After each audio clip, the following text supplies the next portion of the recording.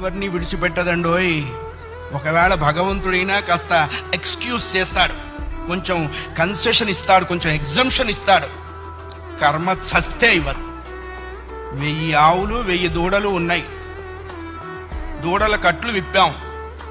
ఏ దూడ దాని దగ్గరికి వెళ్ళి దాని తల్లి దగ్గరికి వెళ్ళి సరిగ్గా ఆగుతుంది. కర్మ కూడా అంతే.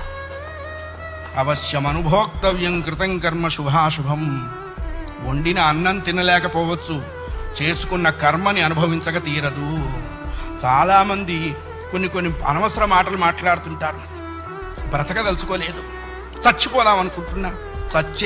చావునేటువంటిది ఏదో ఏటీఎం కార్డు పెట్టంగానే డబ్బులు వచ్చినంత ఈజీ అనుకుంటాడు. నువ్వు అనుకోంగానే చచ్చిపోతే నువ్వు చేసిన కర్మ అంతా ఎవడు అనుభవిస్తాడు?